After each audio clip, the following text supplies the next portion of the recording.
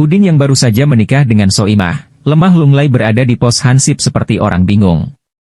Beberapa saat kemudian Joko datang. "Din, kamu itu pengantin baru kok bukannya segar, malah lemes emangnya kenapa kamu Din?" tanya Joko. "Iya Jok, aku lagi mikirin istriku," kata Udin. "Kenapa istri kamu? Kalau aku lihat istri kamu sehat-sehat gitu kok," kata Joko. "Gini loh Jok, aku ini biasa ke tempat pelacuran, lah pas kemarin aku bercinta malam pertama, aku ngeluarin uang 100.000. Pikirku perempuan yang bodinya kayak gini ini paling banter tarifnya 100.000. Aku bener-bener lupa kalau itu istriku sendiri," kata Udin. "Kamu itu juga sembarangan aja Din. Tapi ya udah tidak usah dipikir lagi, paling-paling juga istri kamu tersinggung sebentar terus kangen ama kamu lagi," kata Joko menenangkan Udin. "Bukan hanya itu masalahnya Jok," kata Udin. "Lah apa masalahnya lagi?" kata Joko menjadi bingung. "Pada saat aku berikan 100.000, mendadak aku diberi kembalian 25.000. Soimah mengajak Udin pergi ke sebuah sumur tua ajaib yang sudah terkenal bisa mengabulkan permintaan. "Sayang, katanya jika kita melempar koin dan meminta permintaan, maka permintaan itu akan terkabul loh," kata Soimah pada Udin. "Masa sih, aku tidak percaya itu," kata Udin. "Sekarang kamu coba buat permintaan," kata Soimah sembari mendorong Udin maju. Udin membungkuk, membuat permintaan dan memasukkan uang koin. Tak lama kemudian Soimah juga membuat permintaan, tetapi dia terlalu membungkuk, jatuh ke dalam sumur, dan tenggelam. Udin tertegun sejenak, tetapi kemudian tersenyum. Wow, ternyata benar-benar berhasil. Soimah terbangun di tengah malam dan mendapati suaminya hilang dari tempat tidur. Dia turun dari tempat tidur dan memeriksa sekeliling rumah, dan mendengar tangisan dari gudang belakang. Setelah menyalakan lampu dan menuruni tangga, dia menemukan suaminya meringkuk, menangis terisak. "Sayang, ada apa?" tanya Soimah khawatir. "Apa kamu ingat 20 tahun yang lalu saat aku membuatmu hamil, dan ayahmu mengancamku untuk menikahimu atau masuk penjara?" "Ya, tentu saja," jawab Soimah. "Ya, seandainya aku memilih tidak menikahimu, maka seharusnya aku baru bebas malam ini." Soimah pergi ke Inggris untuk menghadiri sesi pelatihan perusahaan selama 2 minggu. Suaminya mengantarnya ke bandara dan berharap perjalanannya menyenangkan. Soimah menjawab, "Terima kasih sayang, apa yang ingin aku bawakan untukmu?" Suaminya tertawa dan berkata, "Seorang gadis Inggris." Soimah pun diam dan pergi.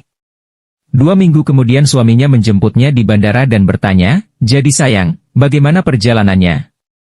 "Bagus sekali, terima kasih," jawab Soimah. "Dan apa yang terjadi dengan hadiahku?" "Hadiah yang mana?" "Gadis Inggris itu," kata suaminya sambil bercanda. "Oh itu?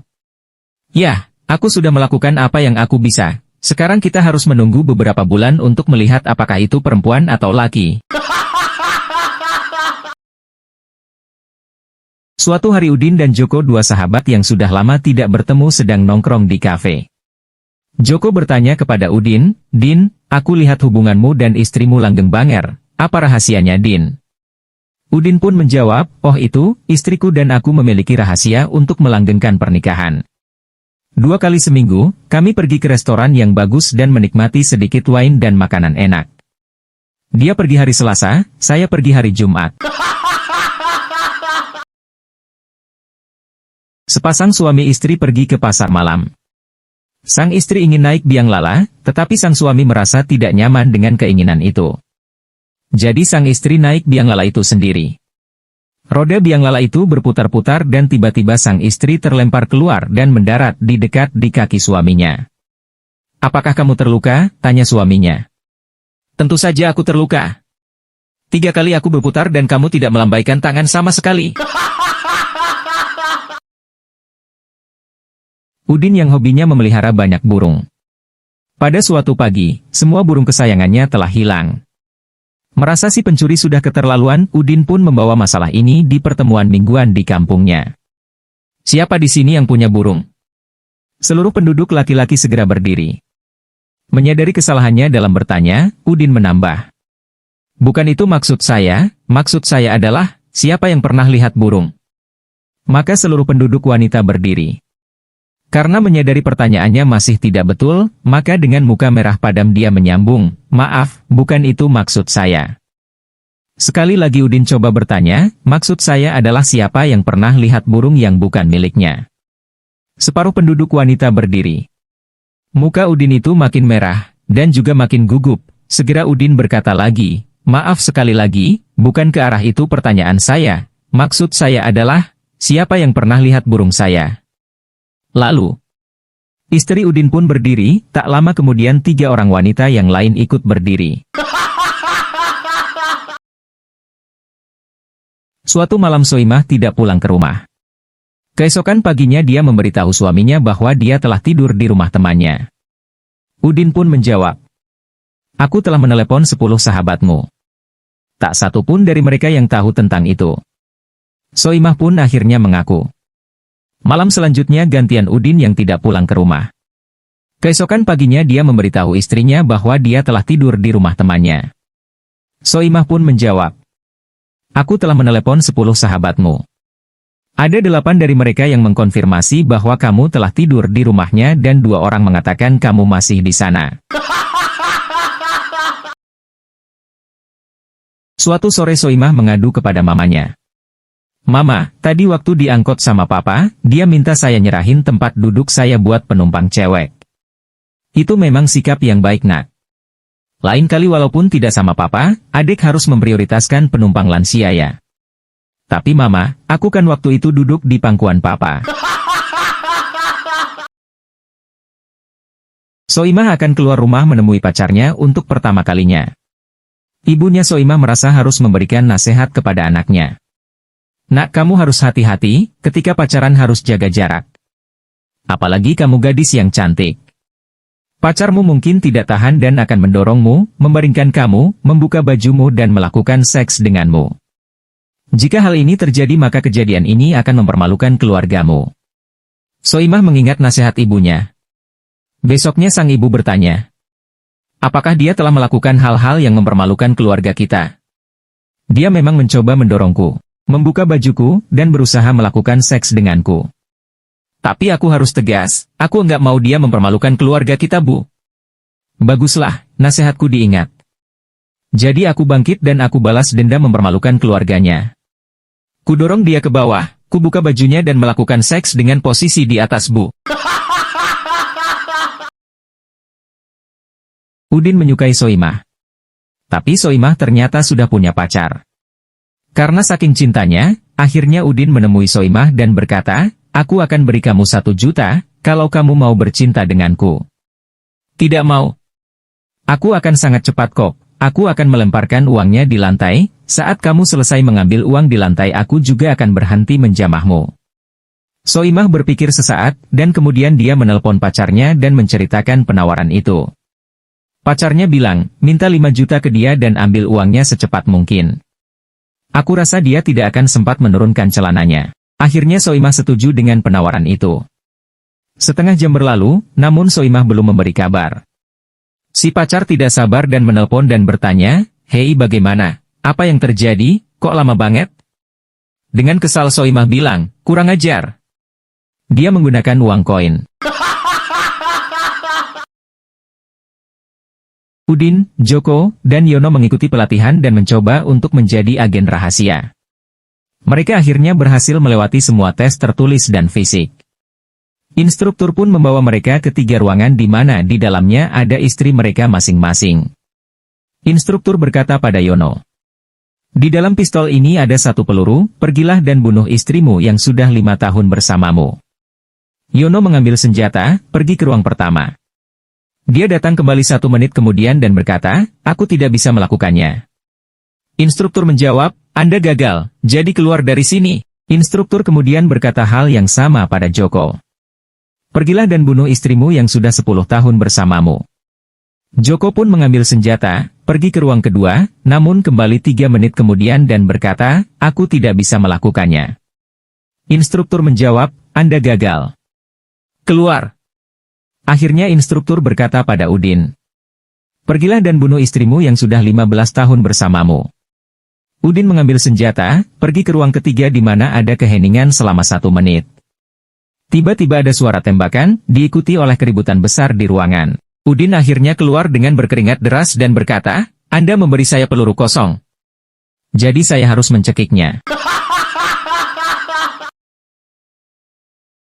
Suatu sore Udin mengajak Joko ke kafe untuk bertemu. Sesampainya di kafe Udin pun langsung curhat ke Joko. "Jok, gue lagi takut nih, gue baru dapat surat ancaman seseorang. Dia bilang akan matahin leher gue kalau enggak berhenti kencan sama bininya. Pusing nih gue, Jok." "Ya udah, kalau resikonya segede itu, stop kencan sama bininya aja, Din," sahut Joko. "Wah, enggak segampang itu, Jok," kata Udin lagi. "Oh, jadi lu udah kepincut ya ama bininya itu?" "Bukan begitu juga, Jok. Yang nulis surat enggak nyantumin nama atau identitas lainnya. Gue kan jadi bingung mau ninggalin yang mana." Pada suatu siang dua orang ibu muda Lastri dan Yanti sedang bercengkrama bersama Soimah si janda muda. Karena tahu Soimah janda mereka pun memanas-manasi Soimah. Yanti berkata, "Kalian tahu gak? Semenjak 2 minggu lari-lari sore, suami saya jadi tambah hangat permainan di kasurnya." Tak mau kalah Lastri pun ikut berkata, "Masih kalah dong dengan suamiku. Baru 1 minggu lari pagi saja, variasi mainnya semakin seru." "Bagaimana dengan suami kamu dulu, Imah?" tanya Lastri dan Yanti dengan nada mengejek. "Suamiku dulu selalu selesai duluan, Bu." "Aduh, kasihan deh Jeng ini. Berarti sampai sekarang belum puas, Don," kata Lastri sambil tersenyum. "Puas dong.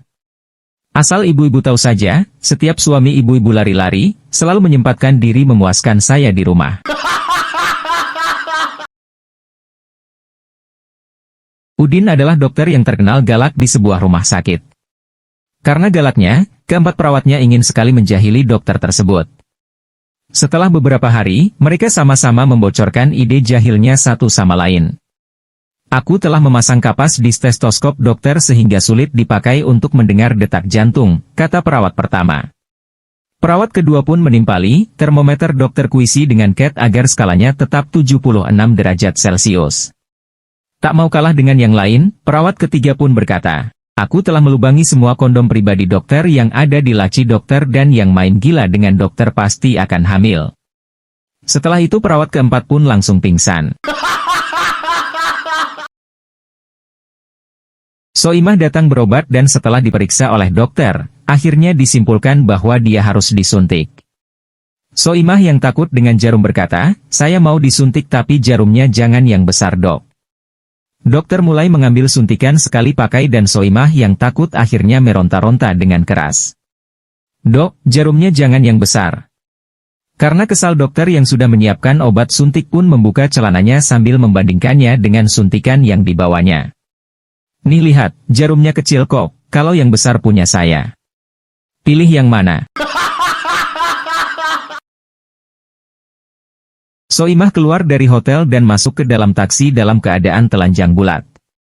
Setelah masuk dia lalu berkata, "Ke Jalan Angsa ya Pak." Sopir taksi pun hanya diam sambil memandangi tubuhnya dari atas sampai bawah. Soimah pun marah-marah, "Heh kamu, gak pernah lihat orang telanjang apa?" Sopir taksi pun menjawab dengan santai, "Aku cuma bingung kamu nanti ngeluarin duit dari mana buat bayar taksinya, Bu." Soimah baru saja pulang dari tugas luar kota. Sesampainya di rumah, di dalam lemarinya, dia menemukan celana dalam perempuan yang bukan miliknya. Dengan berang dia bertanya kepada suaminya, "Ini celana dalam siapa?" "Mana aku tahu," jawab suaminya. Tersinggung dengan jawaban suaminya, Soimah memanggil Lastri pembantunya untuk mencari tahu. "Yanti, ini pasti celana dalam kamu ya, kenapa ditaruh di sini?" tanya Soimah. "Gaknya. Itu bukan punya saya nggak pernah pakai celana dalam, Tuan aja tahu." Udin menelepon ke rumah dari kantor dan memberitahu istrinya, "Aku baru dapat perintah. Aku harus pergi memancing dengan bos untuk akhir pekan ini. Kami akan segera pergi, jadi bisakah kamu mengepak pakaian, peralatan memancing, dan piyama sutra biruku? Aku akan pulang 1 jam lagi untuk mengambilnya." Udin bergegas pulang, mengambil semuanya dan bergegas pergi. Minggu malam, dia kembali. Istrinya bertanya, "Apakah perjalanannya lancar?" Oh ya, bagus. Kurasa aku benar-benar membuat bos terkesan. Tapi kamu lupa mengepak piyama sutra biruku. Aku mengepaknya kok. Aku sengaja memasukkannya ke dalam kotak perlengkapan memancingmu, jadi bagaimana kamu bisa tidak tahu? Udin dan Joko liburan musim dingin ke Amerika. Di sana mereka menikmati salju yang belum pernah mereka lihat sebelumnya. Tapi naas, suatu hari badai salju menerjang sehingga mereka terdampar. Susah payah mereka berjalan dan menemukan sebuah peternakan dengan rumah besar di tengahnya. Pintu dibuka seorang wanita yang sangat cantik dan bertubuh luar biasa seksi. Walaupun di luar sangat dingin, nampaknya di dalam berbeda sekali, karena si nyonya rumah hanya mengenakan baju tidur transparan yang bebas memperlihatkan lekak-lekuk tubuhnya. Di luar sana memang badai salju sedang turun. Dan rumah besar ini hanya saya sendiri yang meninggalinnya, tapi saya baru saja menjanda, jadi tetangga akan pada bergunjing kalau saya menerima kalian bermalam di dalam rumah. Jangan khawatir Miss, jawab Udin dalam bahasa Inggris. Tidak apa-apa, kami tidur di gudang sebelah, yang penting tidak kena angin dan salju. Begitu cuaca membaik kami akan segera angkat kaki. Begitulah mereka bermalam di gudang itu dan langsung meninggalkan tempat itu besok paginya. 9 bulan kemudian. Udin menerima sepucuk surat dari pengacara dari Amerika. Perlu beberapa menit untuknya memahami semua, tapi akhirnya dia bisa pastikan itu adalah surat dari pengacaranya janda Amerika itu. Udin mendatangi Joko dan berkata, "Jok, lo ingat nggak janda Amrik Bahenol yang pernah nolong kita waktu liburan dulu?" "Ingat dong," jawab Joko. "Sekarang lo jujur ya, waktu kita tidur di kandang malam itu, apa lo diam-diam masuk rumah nemuin dia?" Joko mendadak salting, "Iya Din, gue nemuin dia." "Terus lo bilang nama lo Udin ya, pakai nama gue?" Muka Joko jadi merah dan dia menjawab pelan, "Maafin gue ya Din. Memang waktu itu gue ngaku nama gue Udin dan bercinta dengannya." "Ngomong-ngomong, ada apa ini kok kamu tiba-tiba nanyain soal itu?" "Dia baru meninggal dan semua hartanya dia wariskan buat gue." "Makasih ya Jok."